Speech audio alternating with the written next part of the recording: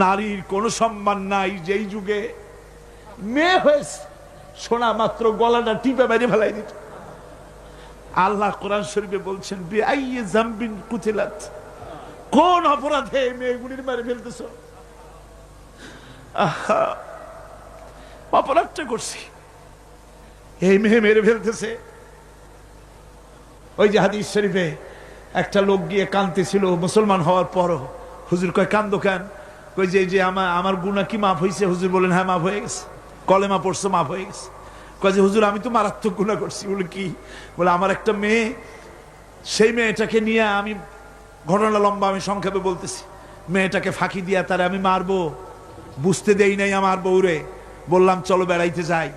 মেয়েটা আমার সাথে সাজায় দিয়েছে তার মা, বেড়াতে নিয়ে যাবো এইটা কথা মনে করে। মেয়েটা কদ্দূর যায়, আবার আব্বা আব্বা বলে আমার দিকে ফিরে আসে, আবার পিছনে থাকে, আবার আব্বা আব্বা বলে জড়ায় ধরে। এইভাবে করতে করতে যখন নির্জন এলাকায় গেলাম, আমি পাহাড়ের পাশে গর্ত খোঁড়া আরম্ভ করলাম। গর্ত খুঁজি আর মাটি ছিটে এসে আমার দাড়িতে লাগে।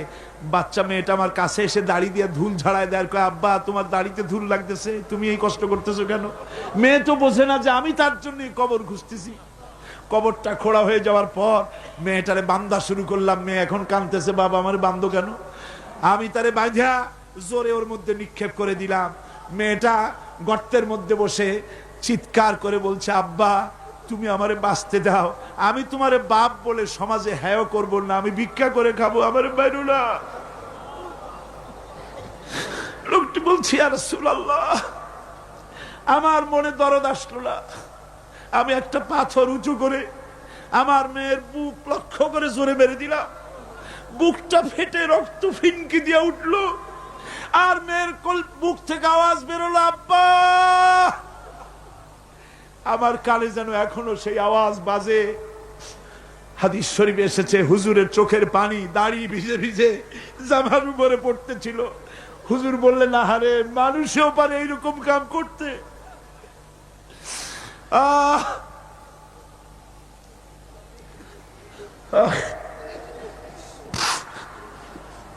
পৃথিবীতে নারীর যখন কোনো সম্মান ছিল না, মর্যাদা ছিল না, সেই সময় আমার রাসূল, আমার বিশ্বনবী নারীদেরকে সম্মানের হাত ধরে গর্তের ভিতর থেকে উঠাইয়া রানীর সিংহাসনে বসায় দিলেন।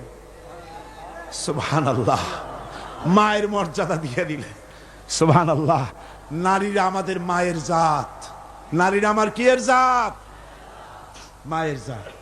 আমার মা বোনেরা, তোমাদের সম্মান কত তোমরা জানো না। আমরা পুরুষ, আমাদের পায়ের তলে জুতা, আর তোমরা আমাদের মায়ের জাত। তোমরা নারী, তোমাদের পায়ের তলে আল্লাহর জান্নাত, আল্লাহর বেহেশতটা তোমাদের পায়ের তলে। এই সম্মান আল্লাহ তোমাদের দিয়েছে, নবী দিয়েছেন। সুবহানাল্লাহ কন। ভাইরা আমার, অধিকার ইসলাম দিয়েছে। বিবাহ যখন হয়, এই বিবাহের সময় এজেন্ট আনতে হয়। আর বিবাহ হচ্ছে বিবাহ বৈঠক। এজেন্ট আনার জন্য ওই যে কি জানি কয়, ম্যারেজ রেজিস্ট্রার বা মৌলবি সাহেব, কার অনুমতি আগে নেয়? বলেন কার অনুমতি? তাহলে অধিকার ইসলাম পুরুষে দিল না মেয়ে লোকের দিল? আগে মেয়ে লোকের কাছে যাও, মেয়েটাকে জিজ্ঞেস করো সেই বিবাহে রাজি আছে কিনা। সুবহানাল্লাহ পড়ে, এই বিবাহে রাজি আছে কিনা জিজ্ঞেস করো, তার অধিকারই বেশি। এরপরে এই বিবাহে করার ব্যাপারে কত বৈষম্য। আজ বিবাহ করতে গেলে যৌতুকের প্রথা এসেছে। রাসূলুল্লাহ যৌতুক দিয়েছিলেন, ওটা যৌতুক না, ওটা উপহার, ওটা হাদিয়া। রাসূলুল্লাহ তোহফা দিয়েছিলেন হুজুরের জামাই। সুবহানাল্লাহ, কি জামাই!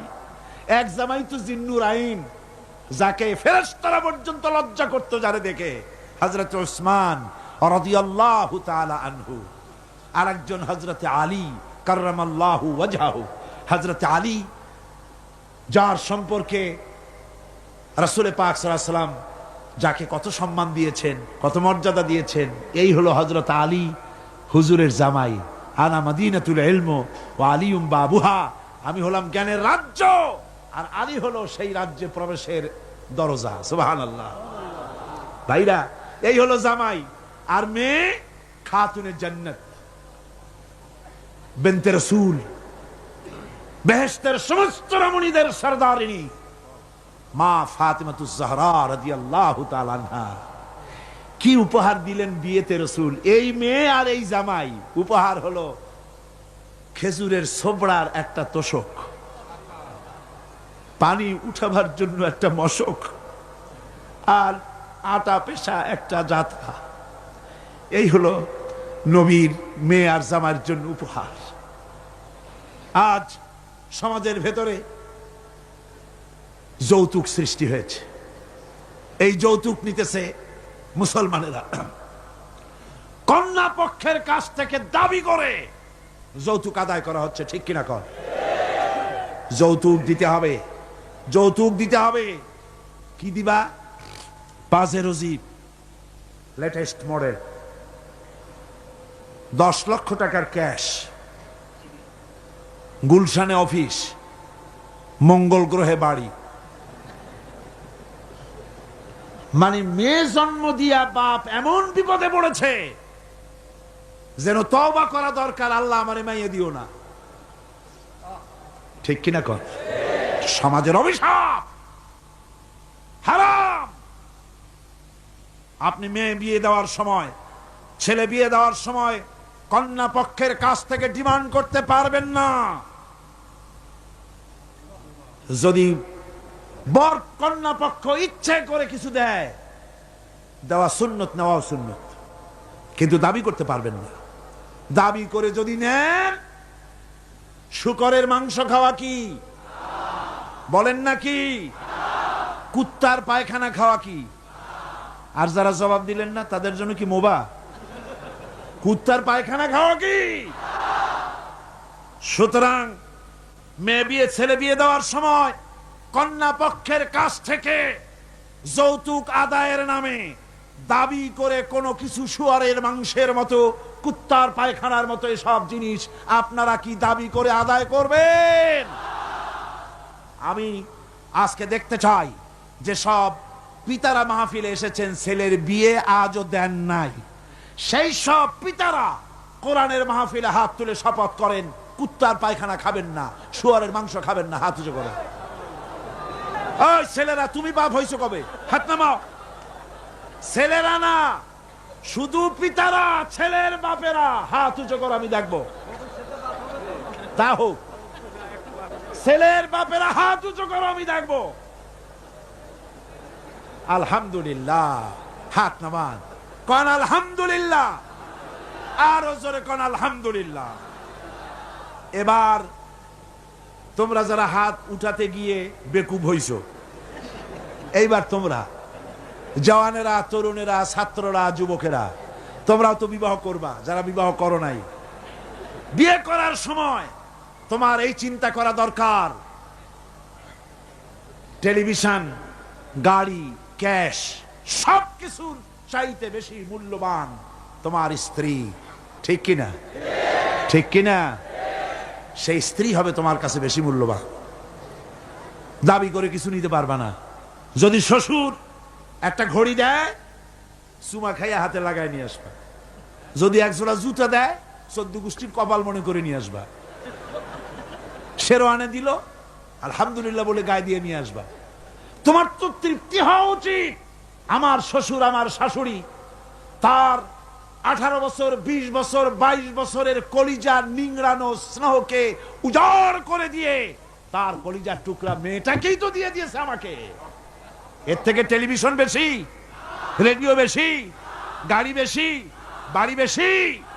বিবাহ করবা মহব্বত করে, নিজের টাকা দিয়া, বাপের টাকা দিয়া, সোনা দিয়া, দানা দিয়া, কসমেটিক্স দিয়ে, সুন্দর সুন্দর শাড়ি দিয়ে সাজাইয়া, রানীর মর্যাদা দিয়ে বাড়িতে এনে সম্মানের সাথে রাখবে। জীবনে খোটা দিবা না। বলি বড় দুঃখে, এই জন্য বলি, আমার দেশে একটা যৌতুকের ঘড়ির জন্য, একটা যৌতুকের রেডিওর জন্য, 100 টাকার জন্য আমার দেশে স্বামীরা স্ত্রীকে গলা টিপে হত্যা করেছে। এরা মানুষ না জানোয়ার।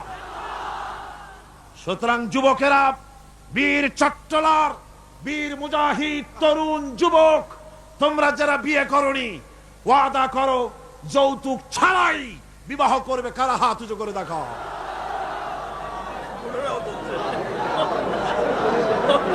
বুড়ারা হাত তুললে তো মনে হয় যেন আবার বিয়ে করতে চায়। বুড়ারা না, জওয়ানেরা, জওয়ান। বসো বসো বসো বসো। আলহামদুলিল্লাহ, জোরে কোন আলহামদুলিল্লাহ, আরো জোরে কোন আলহামদুলিল্লাহ। আমি তো দাঁড়াইতে বলি নাই, আমি তো দাঁড়াতে বলি নাই। ভাইরা দাঁড়ালেন কেন? বলছি দোয়া কবুলের রাত, দোয়া করিয়া যান। বসেন, কেউ দাঁড়িয়ে থাকেন না, সবাই বসেন। আর জোরে সরে একটুখানি দরুদ শরীফ পড়েন। সালাতুনিয়া রাসূলুল্লাহ আলাইকুম, সালামুনিয়া হাবিবাল্লাহ আলাইকুম। মোহব্বত দিয়া কোন সালাতুনিয়া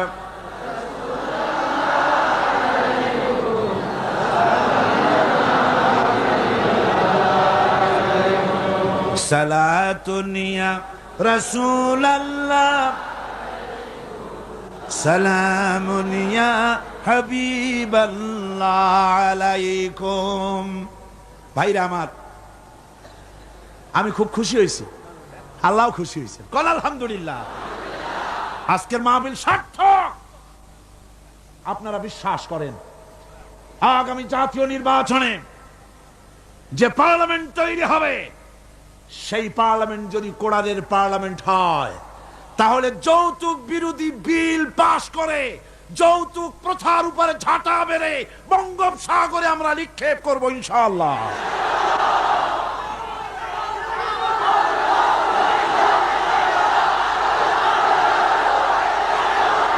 আমার কাছে, আমাদের কাছে অনেক সময়, থামুন, আমাদের কাছে অনেক সময় রিকশাওয়ালা, ঠেলাওয়ালা, কুলি মজুর এসে দোয়া চায়, হুজুর একটু দোয়া করেন। কি দোয়া? 4-5টা মেয়ে বিয়ে দিতে পারি না। কেন? আমার কাছে ঘড়ি চায়, টেলিভিশন চায়। দুঃখে লজ্জায় অস্থির হয়ে যায়। আহারে, লোকটা ঠেলা গাড়ি চালায়, রিকশা চালায়, ওর কাছে চায় টেলিভিশন আর ঘড়ি। ওটা কি মানুষ? কুত্তার চাইতেও নিকৃষ্ট। এই যৌতুক প্রথা যদি বন্ধ হয়ে যায়, জেনা কমে যাবে, বিবাহ সহজ হয়ে যাবে। ঠিক কিনা গণ? বিবাহ সহজ হয়ে যাবে। ভাইরা আমার, এরপরে বিবাহ হয়ে গেল, স্বামী স্ত্রীর ভিতরে মহব্বত হতে হবে। একটা জিনিস মাঝখানে আমি বলে নেই, সেটা হলো এই শাশুড়ি আর পুত্রবধূর ঝগড়া, সাপে নেউলে অবস্থা, একটা চিরন্তন অবস্থা। অবশ্য এগুলি চিত্তগঙ্গে নাই, আছে। শাশুড়ি মনে করে ছেলে যখন বিয়ে করলো, হায় রে হায়, এত কষ্ট করে ছেলেটারে মানুষ করলাম, পুরা ছেলেটারে দখল করে ফেললো বউ। আমি শাশুড়িরা যারা আসছেন আজকের মাহফিলে, শাশুড়িদের উদ্দেশ্যে বলি, নিজের মেয়ের হাজারো অপরাধ সহ্য হয়, পুত্রবধূর এক চুল পরিমাণ অপরাধ আপনার সহ্য হয় না। এটা ঠিক নয়। আপনি পুত্রবধূকে নিজের মেয়ের মতো দেখুন, আর পুত্রবধূরা তারাও নিজের শাশুড়িকে মায়ের মতো দেখুন। আর মনে মনে ভাবুন, চিরকাল আপনি পুত্রবধূ থাকবেন না, আপনিও শাশুড়ি হবেন। আপনার শাশুড়িকে যদি মায়ের মতো যত্ন আপনি করেন, তাহলে আপনার পুত্রবধূর কাছ থেকে আপনিও মায়ের যত্ন পাবেন। আর এই ঝগড়া যদি থাকে, সংসার কিছুতেই ভালো থাকতে পারে না। গেল শাশুড়ি পুত্রবধূ। এবার স্বামী স্ত্রী। স্বামী স্ত্রীর ভিতরে মহব্বত আল্লাহর এক নিয়ামত। কোন আলহামদুলিল্লাহ। হযরত আয়েশা সিদ্দিকা রাদিয়াল্লাহু তাআলা আনহা বলেছেন, রাসূলুল্লাহর ঘরের ভিতরে কোনো দৌলত ছিল না, কিন্তু ঘরটা মহব্বত দিয়ে ভরা ছিল। আমি গ্লাসে পানি পান করে গ্লাসটা যখন রেখে দিতাম, যেখানে আমি ঠোঁট লাগাইয়া পান করতাম, আমার নবী গ্লাসের সেই জায়গায় পা মুখ লাগাইয়া পানি পান করতেন। আমার দেশে বহুত স্বামী আছে, স্ত্রী বিয়ে করছে তো মনে করে যে আমি তো নওয়াবজাদা নসরুল্লাহ খান, আর বউ সারাদিন তুমি কাজ করবে। কেন সারাদিন বউ কাজ করবে? আপনি একটু কাপড়টা ধুইতে পারেন না? আপনি একটু তার থালা বালিটা ধোয়ার ব্যাপারে একটু সাহায্য করতে পারেন না? আপনি একটু তরকারি কোটার ব্যাপারে যেটা আপনি পারেন একটু সাহায্য করতে পারেন না? ঘরটা একটু আপনি গুছাইতে পারেন না, আপনি কোন বড় লাটের বড় লাট। এবার শুনুন রাসূলুল্লাহর আচরণ। হযরত আয়েশা বলেছেন, আল্লাহর নবী দিনের কাজ করে যখন ঘরে ক্লান্ত শ্রান্ত হয়ে ফিরেছেন, এসে দেখেছেন আমার রান্না তখনও শেষ হয় নাই। নবীজি ক্ষুধার্ত ছিলেন, ক্লান্ত ছিলেন, আমার রান্না তখনও হয় নাই দেখে নবীজির চক্ষু লাল হয় নাই, ভুরু কুঞ্চিত করেন নাই, বিরক্তির ভাব দেখান নাই, ভর্ৎসনা করেন নাই, বরং আমার পাশে বসে তরকারি কুটে অথবা রুটি সেকে আমাকে সাহায্য করেছে। এই ছিল আমার রাসূল। নারীদের প্রতি সহনশীল হও, নারীদেরকে সম্মান করো। চট্টগ্রামের তরুণ যুবকদের বলি, কলেজ, বিশ্ববিদ্যালয়, হাই স্কুল মেয়েদের যখন ছুটি হয়, নির্লজ্জের মতো কলেজের গেটে মহিলা স্কুলের সামনে দাঁড়ায় থাকো কেন? ঠিক কিনা কর? তোমাদের জ্বালায় মেয়েরা নিরাপদে হাঁটতে পারে না।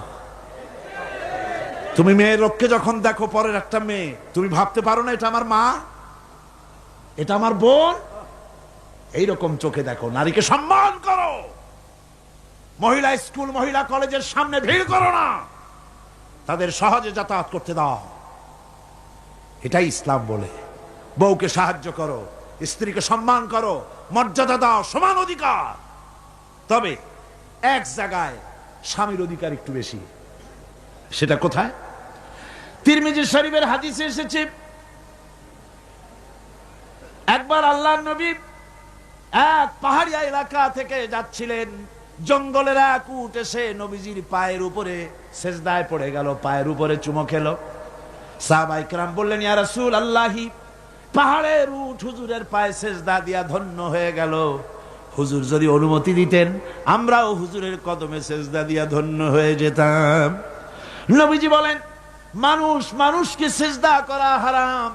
আমি যদি মানুষকে সেজদা করার জন্য যদি পারমিশন দিতাম, তাহলে দুনিয়ার সমস্ত স্ত্রীদেরকে বলতাম তারা যেন তার স্বামীরে সেজদা দেয়। স্বামীর মর্যাদা এখানে বেশি। রাসূলুল্লাহ আরো বলেছেন, কোন স্ত্রীর মউত হয় যদি এমন অবস্থায় যে তার স্বামী তার প্রতি খুশি ছিলেন, আল্লাহ রাসূল বলেছেন মেয়ে লোকটি সোজা আল্লাহর জান্নাতে চলে যাবে। স্বামীর মর্যাদা এখানে বেশি। স্বামীকে লক্ষ্য রাখতে হবে, উভয়ের অধিকারের প্রতি যত্নশীল হতে হবে। এরপরে যখন সে মা হয়ে গেল, আমার বন্ধুগণ, নারী যখন মা হয়ে গেল, মর্যাদা তখন তার এত বেড়ে গেল। রাসূলের কাছে প্রশ্ন হলো, হুজুর খেদমত করব কার? হুজুর বলেন, তোমার মায়ের, তারপরে কার? তোমার মায়ের, তারপরে কার? তোমার মায়ের, তারপরে কার? তোমার পিতার। পিতার চাইতে মায়ের মর্যাদা কয় গুণ হলো? 3 গুণ হয়ে গেল। রাসূলুল্লাহ 3 গুণ বাড়ায় দিলেন। সুতরাং আমি বলি আপনাদেরকে, মা আপনার বড় পীর, বাপ আপনার বড় পীর, কোনোদিন ভুলে যাবেন না। কথাটা বারবার বলি আমি, যত জায়গায় মাহফিলে যাই, আমি, ওলামারা সবাই বলেন, আমিও বলি, সব জায়গায় মানুষকে স্মরণ করায় দেই, আপনার কাছে আপনার মা বাপের চাইতে বড় পীর আর নাই। কারণ পীর সাহেবের দোয়া যতই আপনি ওলিয়ে কামেল বলেন, যতই হুজুর কেবলা বলেন, তার দোয়া কবুল আপনার জন্য হতেও পারে, নাও হতে পারে, 50-50। কথা ঠিক কিনা কন? কিন্তু রাসূলুল্লাহ গ্যারান্টি দিয়েছেন 3 জনের দোয়া অবশ্যই কবুল হয়ে যাবে। তার ভিতরে একজন হলো মাজলুম, যদি দোয়া করে কবুল হবে। একজন হলো মুসাফির, দোয়া কবুল হবে। আর একজন হলো মা বাপ, যদি দোয়া করে আল্লাহর দরবারে, আল্লাহ রাব্বুল আলামিন অবশ্যই দোয়া মঞ্জুর করে নেবেন। মা বাপের কাছে দোয়া চাও। ভাইরা, মনে কিছু করবেন না, আপনি আপনার হুজুর কেবলারে দাওয়াত করিয়া বিরিয়ানি খাওয়াবেন, খুশি করতে পারবেন না, যেহেতু এর আগে উনি আর এক জায়গা দিয়া 4-5 পদের বিরিয়ানি খাইয়ে আসছে। আপনি হুজুরে 5,000 টাকা দিয়ে খুশি করতে পারবেন না, যেহেতু হুজুর আর এক বড় লোকের কাছ থেকে 50,000 টাকা হাদিয়া পাইছে। আপনি একটা শাল দিয়া হুজুরকে খুশি করতে পারবেন না, যেহেতু অনেক দামি শাল হুজুরকে আর একজনে হাদিয়া দিয়েছে। ঠিক কিনা? কিন্তু আপনি যদি আপনার মা কি এই বেদানার দিনে বাজারে বাজারে পথে ঘাটে বেদানা পাওয়া যায়, আঙ্গুর পাওয়া যায়, ভালো ভালো ফল পাওয়া যায়। এগুলো কিনে নিয়ে মায়ের কাছে বসে বিছানা খুলে, মা কথা বলতে পারে না, বুড়ি হয়ে গেছে, মায়ের কাছে বসে মায়ের মুখে যদি তুলে দেন, আল্লাহর আরশ খুশি হয়ে যাবে, দোয়া মঞ্জুর হয়ে যাবে। হযরত